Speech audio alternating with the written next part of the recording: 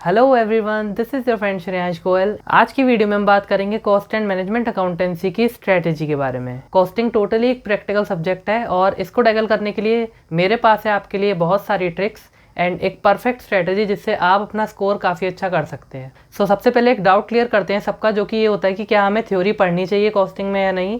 इसको हम दो तरीके से देख सकते हैं। फर्स्ट इज आपको अपने प्रैक्टिकल पार्ट पे इतना ज़्यादा भरोसा है कि आपको थ्योरी करने की ज़रूरत ही नहीं पड़ती। सेकंड इज आप एक सॉफ्ट स्पॉट रखना चाहते हो कि अगर बाई चांस मुझे प्रैक्टिकल में कुछ नहीं आता है तो मैं थ्योरी अटैम्प्ट कर लूँगा। अभी तक तो पेपर पैटर्न ये था कि आपको 6 क्वेश्चन आते थे जिसमें से आपको 5 अटैम्प्ट करने होते थे। उन 6 में से 6 जो क्वेश्चंस होता था वो प्योरली थ्योरी होता था 20 मार्क्स का। अगर आपको प्रैक्टिकल में कुछ नहीं आ रहा है तो आप पूरा प्रैक्टिकल 20 नंबर का छोड़ के 20 नंबर का थ्योरी अटैम्प्ट करो, या फिर आप टोटली थ्योरी छोड़ के पूरा 100 नंबर का प्रैक्टिकल अटैम्प्ट करो। नाउ अब एमसीक्यू आ गए सिलेबस में, तो हो सकता है आपको थ्योरी पर एमसीक्यू मिल जाए जो आपको अटैम्प्ट करने ही पड़ेंगे। तो वो थोड़ा आपका लक पे डिपेंड करता है कि क्या आता है, क्योंकि पेपर अभी किसी ने देखा नहीं है एमसीक्यू किस टाइप से आएंगे। बट मेरा मानना ये है कि थ्योरी वाला पार्ट बहुत कम होता है। मैंने आईसीए मॉड्यूल में देखा था तो थ्योरी वाला पार्ट बहुत ज़्यादा नहीं है। बस आप एक सिंपल रीडिंग कर लो, उसे याद करने की कोशिश मत करो, बस एक रीडिंग कर लो कि बस पता होना चाहिए कि क्या क्या है। उससे आपके एमसीक्यू तो सॉल्व हो जाएंगे।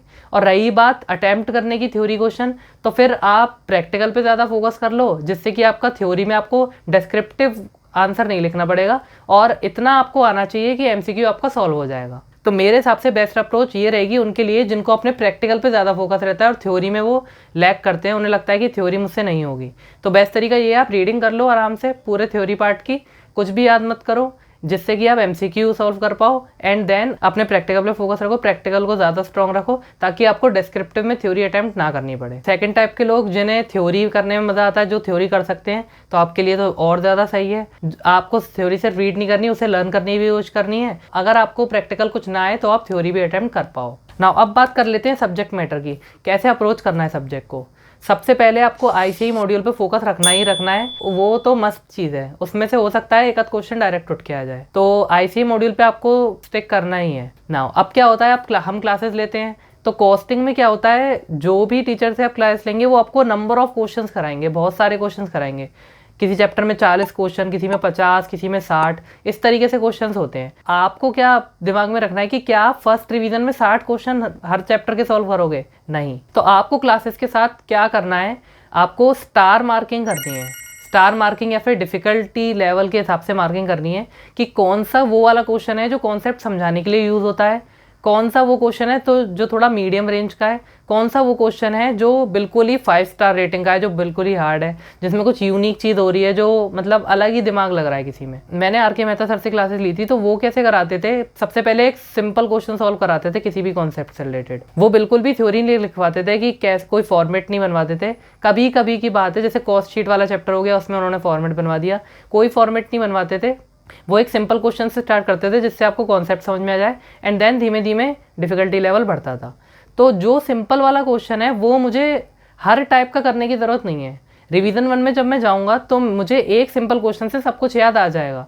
तो इस वजह से मैं क्या करता था, सारे सिंपल वाले क्वेश्चन को 1 स्टार रेटिंग देता था एंड देन अपने इंट्यूशन के हिसाब से कोई मुझे डिफिकल्ट लगा क्वेश्चन तो मैं उसे 3 स्टार दे देता था, या फिर जो बहुत ज़्यादा डिफिकल्ट लगा, मुझे लगा कि ये तो अलग ही चीज़ है, तो मैं उसे 5 स्टार दे देता था। ऐसे करके मेरा जो पूरा चैप्टर था वो बाइफरकेट हो जाता था, जिससे जब मैं रिवीजन 1 में जाऊँगा तो मुझे सारे क्वेश्चन अटैम्प्ट करने की ज़रूरत नहीं है अपना रिवीजन करने के लिए। मैं एक क्वेश्चन 1 स्टार वाला करूँगा जिससे मुझे सब कुछ याद आ जाएगा एंड देन मैं 2 स्टार 3 स्टार ऐसे करके उन्हें सॉल्व करने की ज़्यादा कोशिश करूँगा, जिसमें मेरा फोकस मेजरली रहेगा कि मैं 5 स्टार वाले तो सारे कर दूँ। ये अप्रोच आपको रखनी है अपना कॉस्टिंग की क्लासेस के टाइम पे, ताकि आप अपने रिवीजन को आसान बना सको।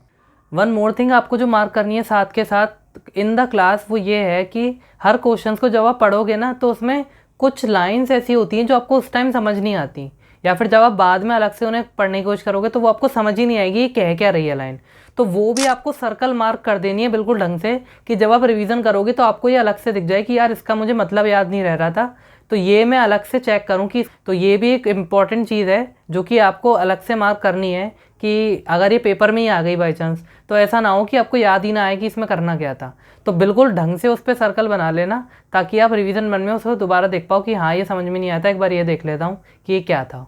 इससे आपका फ़ायदा ये होगा कि रिवीजन के टाइम पे आपको पूरा क्वेश्चन सॉल्व करने की ज़रूरत नहीं है, जिसमें मेजॉरिटी ऑफ चीज़ें ईजी हैं, बस आपको जो यूनिक चीज़ है उसकी वो अलग से दिख जाएगी।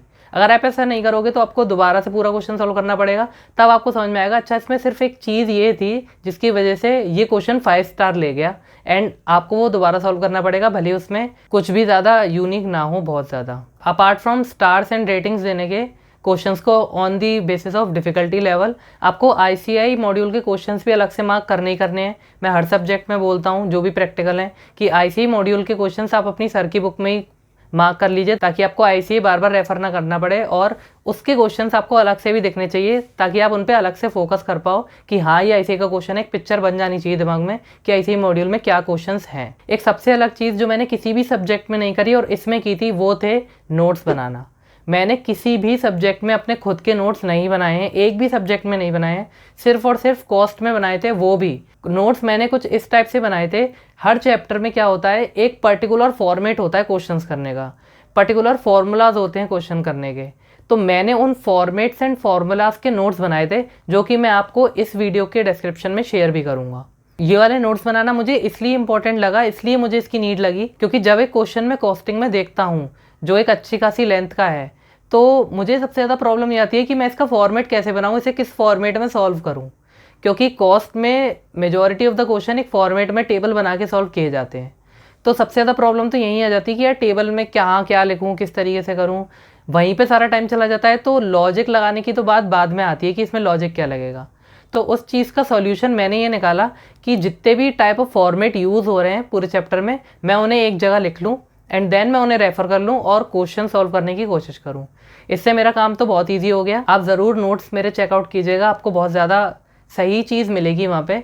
और ज़रूरी नहीं है आप मेरे नोट्स रेफ़र करो, आप उन्हें देखकर अपने नोट्स भी बना सकते हो कि हाँ इस टाइप से नोट्स बनने चाहिए, एंड देन आप अपने नोट्स बना सकते हो। एक डिस्क्लेमर मैं देना चाहूँगा कि हो सकता है कोई ऐसा फॉर्मेट या फिर कोई ऐसी चीज़ जो आपके लिए इंपॉर्टेंट हो वो मैंने अपने में कवर ना की हो। मैंने कोशिश तो की थी कि मैं 100% मतलब जो एक यूनिक फॉर्मेट होते हैं क्वेश्चन सॉल्व करने के, मैं उन्हें कवर कर लूँ अपने नोट्स में, जो कि मैंने करा भी है। आपका मेजॉरिटी ऑफ द क्वेश्चन वहाँ से सॉल्व हो जाएंगे, बट चांसेस हैं कि 100% ना हो पाए, तो उसका आपको ध्यान रखना है। आप अपनी क्लासेस करते टाइम आपके हिसाब से जो भी फॉर्मेट आपको लगता है कि हाँ एक टाइप के कुछ क्वेश्चंस हैं जो इस फॉर्मेट में सॉल्व होते हैं, तो आप उसको अपने नोट्स में अलग से चैप्टर का नाम डालो और जिससे भी रिलेट करता है और उसका फॉर्मेट बना दो, और अगली बार आपको क्या करना है बस वो फॉर्मेट देखना है एंड देन उस टाइप के क्वेश्चन आप सारे सॉल्व कर लोगे। तो ये अप्रोच बहुत ज़्यादा सही काम करी मेरे लिए, तो आपके लिए भी करेगी, क्योंकि it's all about formats in costing. आपको अगर फॉर्मेट याद है तो आप चीज़ें कर लोगे। शीट जैसे एक चैप्टर है जिसमें आपको अगर फॉर्मेट याद है कॉस्ट शीट कैसे बनती है,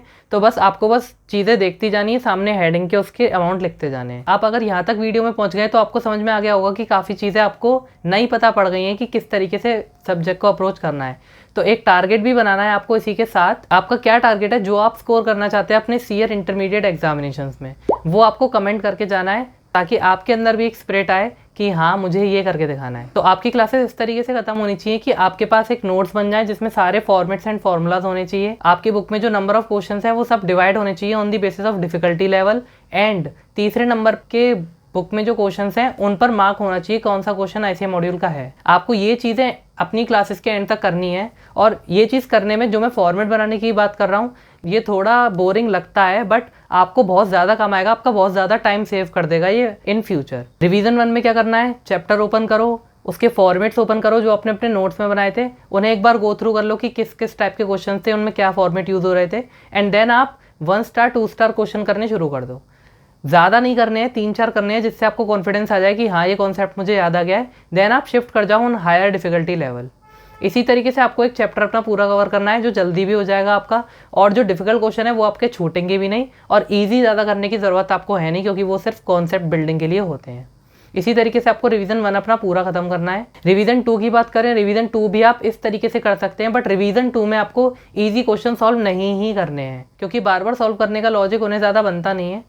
आप डिफ़िकल्ट क्वेश्चंस पे ज़्यादा फोकस करो, क्योंकि क्वेश्चन 10 मार्क्स के 15 मार्क के ही आते हैं मेजॉरिटी। अच्छा, आपको एक बात और बताता हूँ, ये जो मैं फॉर्मेट्स यूज़ करने की कह रहा हूँ, इन फॉर्मेट्स की मदद से मैंने एक नया क्वेश्चन जो पेपर में नया आया था, मैंने बिल्कुल नहीं देखा था, वो मैंने बहुत आसानी से सॉल्व किया था, एंड उसमें मुझे 10 आउट ऑफ 10 मार्क्स मिले थे। तो रिवीजन 1 एंड 2 से आपकी प्रोफिशिएंसी इंक्रीज हो जाएगी इन सॉल्विंग द क्वेश्चंस, जो कि बहुत ज़्यादा इंपॉर्टेंट है कॉस्टिंग के पेपर में। आपको स्पीड भी चाहिए होती है, नहीं तो क्वेश्चन कुछ लेंदी, 1 या 2 क्वेश्चन तो लेंदी होते ही हैं, वो आपका टाइम ले जाएंगे एंड देन आप अपना पेपर कंप्लीट नहीं कर पाओगे। कॉस्टिंग में आपको बहुत ज़्यादा इधर उधर नहीं भागना है, ऐसे ही मॉड्यूल से स्टिक करिए। आपके टीचर्स ने जो भी क्वेश्चन बैंक दिए हैं उन पे स्टिक करिए।